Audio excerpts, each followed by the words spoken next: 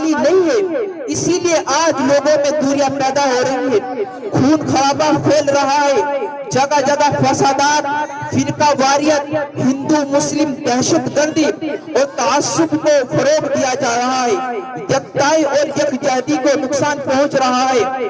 ہمیں پاکستانی مہاجر ہونے کا طعنہ دینے والوں، اور سنو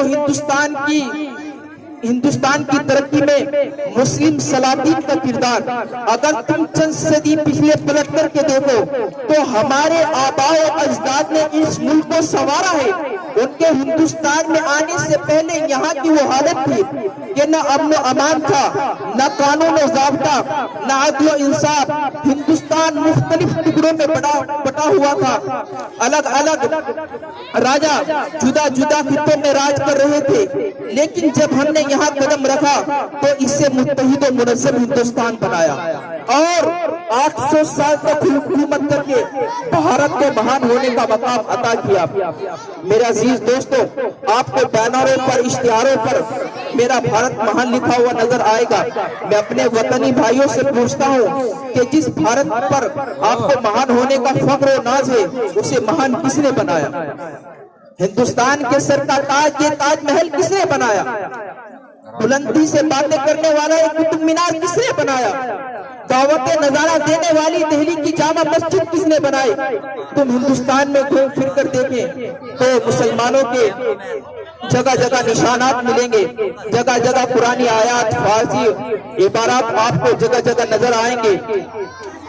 جب 7 سمندر پار سے آنے والی مکار قوم نے ہندوستان پر اپنا قبضہ جما لیا تو اس وقت جس نے سب سے پہلے انگریزوں کے خلاف عالم بغاوت بلند کیا وہ شاہ عبدالعزیز محدث دہلوی کی ذات گرامی تھی۔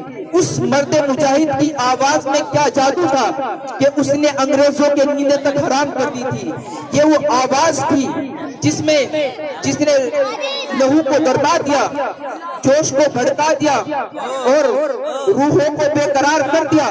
پھر تو طاقت کو شکست دینے کے لیے ہم نے دوسرے لوگوں کا بھی انتظار نہیں کیا، تنے تنہا میدانوں میں نکل کر ان سے مقابلہ کرتے رہے اور اس راہ میں اتنا خون بہایا، پوری جنگ آزادی میں دوسروں نے اتنا پسینہ بھی نہیں بہایا۔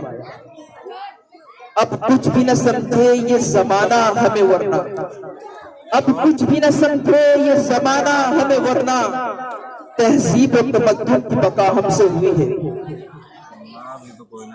تاریخ آزادی کی ایک ٹھوس حقیقت ہے کہ 1857 میں جو انقلاب برپا ہوا وہ ناکام کیا ہوا کہ مسلمانوں پر مصیبت کا پہاڑ ٹوٹ پڑا۔ کتنے ہی مسلمان تھے جنہیں پھانسی پر لٹکا دیا گیا، کالے پانی کی سزا دی گئی، عمر قید کا حکم دیا گیا، صفوں میں کھڑا کر گولی مار دی گئی، بغاوت کے جرم میں انہیں شوٹ دیا گیا۔ 1900 تک مسلمانوں کی اتنی بڑی تعداد نے جان کا نذرانہ پیش کیا۔ ہندوستان کی تاریخ میں اتنی بڑی شہادت کسی نے نہیں پائی۔ اس بزم جنوں کے دیوانے ہر راہ سے پہنچے یہ طاقت ہے عام ہمارے افسانے دیوار چمن سے زندہ تک 100 بار سوارا ہے ہم نے اس ملک کے گیسوے برہم کو، یہ اہل جنوں بتلائیں گے کیا ہم نے دیا ہے عالم کو۔ وآخر دعوانا الحمدللہ۔